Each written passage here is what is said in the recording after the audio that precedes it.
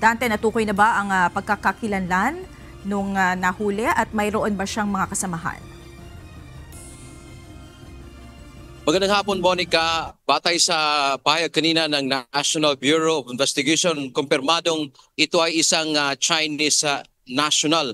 At nabanggit din kanina ni NBI spokesperson Ferdinand Labin, mayroon daw itong kasama, Monica, subalit ay nakaalis na ng bansa.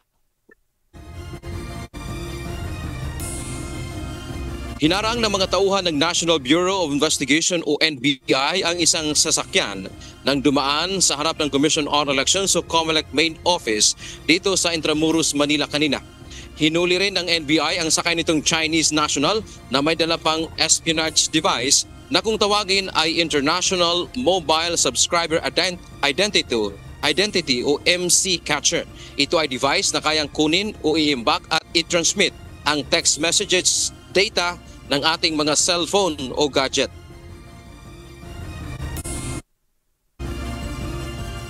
Kaya nitong higupin sa distansya na 500 meters to 3 kilometers lahat ng aktibong mobile gadget na gumagana. And as we speak, nahihigop nito ngayon yung ating messaging, yung ating content. Ayon kay NBI spokesperson Director Ferdinand Labin, ilang araw na nilang minamanmanan ng dayuhan at nasa 5 araw na rin anya itong may operasyon.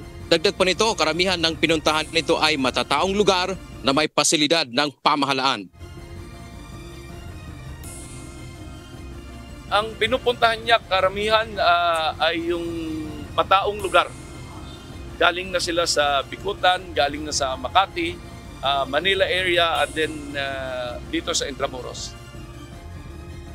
Isa sa ilalim ng NBI sa pagsusuri ang nakuhang MC Catcher para malaman kung ano mga datos ang nakuha nito. Ito ay lalo na't malapit sa COMELEC main office. Siya dumaan kanina at kumukuha pa niya ito ng larawan.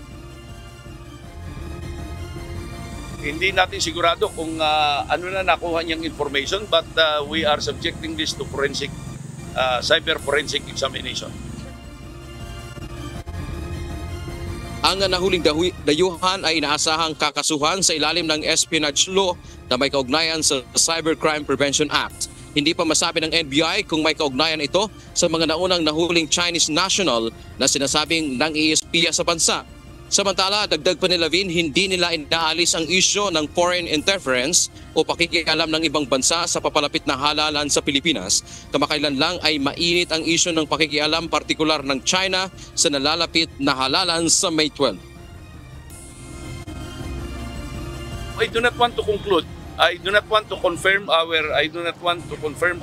fears regarding foreign interference, but who knows? This could be it. Monica, kinunan din natin ng reaksyon dito si COMELEC Chairman George Erwin Garcia, lalo na nga dito mismo sa harap ng COMELEC main office na huli yung dayuhan. Ayon naman kay Garcia, nag-test run kaagad sila doon sa kanilang sistema at maayos naman daw. Wala naman silang nakikita na may nakuhang datos o kaya na kompromiso ang datos o sistema ng Commission on Elections. Sa naunang pahayag ng COMELEC, tinitiyak nila na sa kabila nitong mga isyu ngayon ng pakikialam ng ibang bansa dito sa ating nalalapit na halalan, 13 days away, ay walang mangyayaring dayaan o anumang isyu na may na makakaapekto sa integridad at proseso ng ating eleksyon. Yan man ang ating update. Mula dito sa Maynila, balik sa iyo, Monica. Dante, kanino nakuha ang impormasyon tungkol sa mga ito?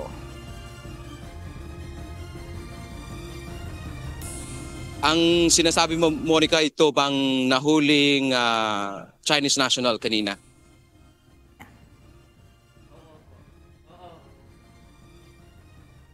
Yes, Dante. Yes, Monica, ayon pa nga sa NBI, may actually yung may driver doon na Pilipino, yun daw yung tumulong sa kanila na makuha yung kumbagang saan sila partikular na pumupunta kasi nga parang nagre-renta lang itong Chinese national na ito, nirerentahan lang yung sasakyan noong Filipino driver At ito yung katuwang ngayon ng NBI at hindi nila ibinigay sa atin yung pangalan bilang pag-iingat na rin dahil maaari nila itong magiging witness sa hinaharap kapag nagkaroon na ng formal na kasong na isampa dito sa kanina sa suspect na nahuli, Monica. Maraming salamat, Dante Amento, live mula sa Maynila.